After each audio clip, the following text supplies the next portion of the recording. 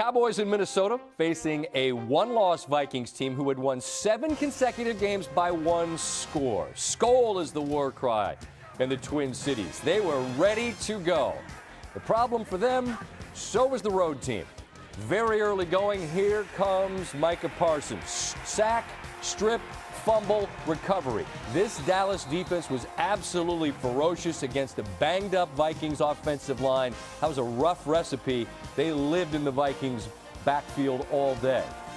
It's a 3-3 game, and there's Ezekiel Elliott taking it in on the doorstep.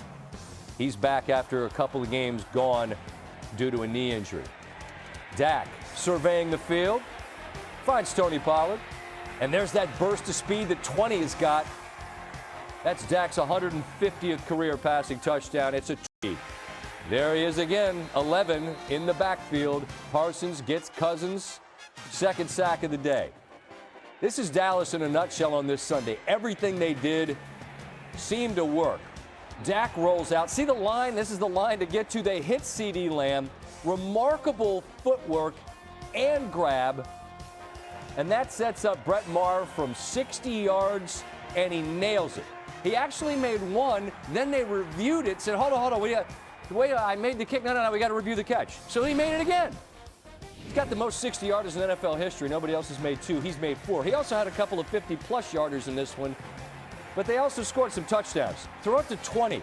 Him on a linebacker, that's a mismatch. The speed of Pollard into the end zone, and this is an absolute blowout. Dak completes 88% of his passes Sunday, third best in Cowboys history. They got some fair history. Cowboys dominating this one. It's 30-3. It's 3rd and 19, and here comes Dante Fowler. The Cowboys had 7 sacks Sunday, the most in a game in more than a decade. It was 2008, if you're curious, against the Giants. Under 9 minutes to go in the third after they hit Noah Brown down there on the goal line, and they had to review, is it a catch, is it not a catch? It was a catch, and it's Elliott in the end zone again. So he got a couple, Pollard got a couple, and Dallas wins 40-3. A day to forget if you're the Vikings. Their worst home loss since 1963. The 2 blowout losses, which they've got, means they now have a negative point differential, which is incredible. It's the worst ever by an 8-2 team. The 3-7 Jaguars, incidentally, have a positive differential if you're interested in those types of things. For the first time in 40 games, Cousins did not throw a pass for a touchdown. Kevin O'Connell on what's being said about his team. We're an 8-2 football team. There's going to be a lot of narratives about our team that we can or can't control, or we really can't control. We know that. We just got to look inward to our locker room. I felt I felt all along we've got the right kind of guys. We've got the right coaching staff. But at this point in the season, November comes, and sometimes you can get hit in the mouth. This league has a way of humbling any football team at any point in time if you don't play good football. This team can be special, but we've got to take it one game at a time. And as I said, we can't have a winning hangover and think that start smelling ourselves after this win. So it's about, turning the page and getting in tomorrow and preparing for Thursday. It was a rare treat for us this week. We got to talk to you on Thursday, and we said, look, these are 2 good teams. We'll accept that as a starting point. What do we figure we might learn? So if this game was a magnifying glass on something you really like about Dallas, let's start there. It was what? Dak Prescott, you referenced, the history there and the fact that he was 22 with 25. I mean, that's ridiculous. Yeah. Think about what they did with Dak on the field, because Cooper Rush came in, they were blowing him out so bad. They're 10 of 15 on 3rd down. That is remarkable to have that type of production on 3rd down. The other thing is you see just his command of this offense. And what I mean by that is knowing where everyone's going to be. He gets to number 5 here. This is basically a sluggo seam type concept. Love the sluggo seam, Starts Steve. to his left, comes back around. So he gets 1, 2, 3, 4, and then Pollard ends up being 5. And because the zone coverage got distorted, it created a great run after the catch opportunity. Similar thing here. It's a stick concept that he's working to the top. 1, doesn't like it. 2, doesn't like it there either. Now, I think he could have pulled either one. That's fine. He gets all the way back around to 5, but he does it quickly. It's a good, accurate throw. And with playmakers in this offense, that's a little swing route at the line of scrimmage that gets you a first down. Like, I just think there are elements of what he can do when he's playing at a high level that goes along with a really good football team, both defensively and offensively, that the Dallas Cowboys are a good team and going to be hard to beat.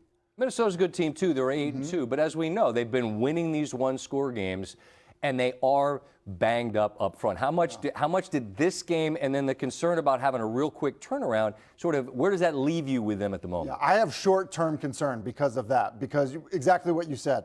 They're banged up front. You know, Christian Darrisaw was going to have a hard time with Micah Parsons anyway, did early in the football game, but he leaves, and then it was a disaster. It was like the floodgates opened. Well, the problem for them is quick turnaround.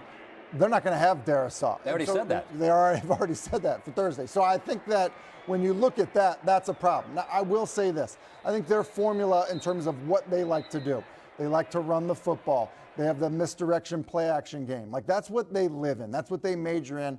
They weren't able to do that today because the game got away from them. I think they'd come back to that, and they'll ultimately be fine. But this was a little bit of a wake-up call. But I think the luxury of the start, right, it affords them the right not to rush back people that are banged up, because you keep the powder dry for when it matters more when we get to January. So that's what I think what the 8-1 start affords you. You could just flush this, try to survive the short turnaround and see what happens. More to come from you in a bit. Tim Hasselbeck, we appreciate you.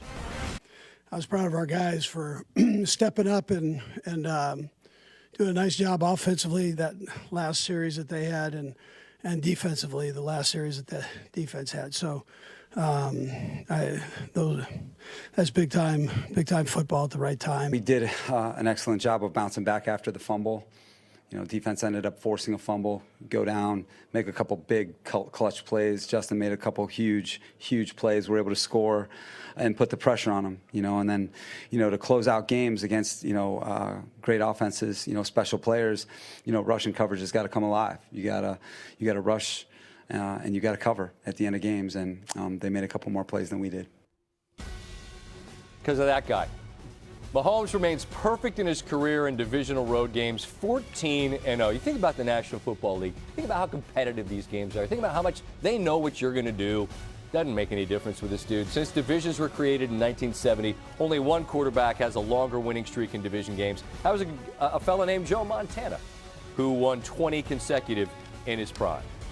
Tim Hasselbeck in studio, as he is every Sunday night. And look, this looked like it could have been a night to talk about what Herbert did. He did a lot of nice things.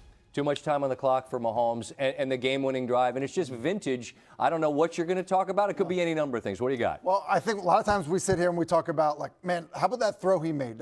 He makes some of the craziest throws. I think we need to start giving him some credit for what he sees and what he knows. And the reason I say that is this. You talk about that last drive. He gets what looks like two-man pre-snap. And the reason people play two-man is for a couple of reasons. It's hard to complete passes against two-man. So you have two high safeties, okay? But then you play an inside trail technique everywhere else. As we advance this forward, you see that inside trail technique with two high safeties. Well, what that leaves, especially if you don't do a good job with your rush lanes, is a massive cavity in the middle of the field. And he knows Patrick Mahomes. Yeah, and so as he started left, he knows that it's two-man. So he knows that the scramble is in play, and that's when they get the big pickup there. And so, you know, sometimes we sit here and we talk and we're like, well, how did he know how to take off and run? Well, it's because he sees the coverage. He knows it's man. He knows their backs are turned. He can do that. All right, so same drive, a couple plays later. Here's the deal. It kind of looks like you could be getting two-man again. A lot of guys might get fooled with it. Safety depth may, tell you otherwise. The other thing is this, leverage here. That Derwin James just slightly outside of, not banked inside of Travis Kelce. So again, what do we get? Now we're not getting two-man. We're getting some type of safety rotation. It's one lurk, one robber, something like that. Something like that. But his eyes, yeah. So listen, his eyes over here at this in-breaking route are going to hold that lurk player so he doesn't cut a shallow cross. Now look at the timing of this. Watson's going to run here. He's running traffic. Here comes Kelce, which is going to make Derwin James run underneath that pick. But look at the timing of it. Because he saw it, he knew exactly what he had. He knew he was going to have an in-breaking route, and which you're not going to have versus two-man, and he hits it. And so I just think that there's an element of it now. We did it a lot with Manning.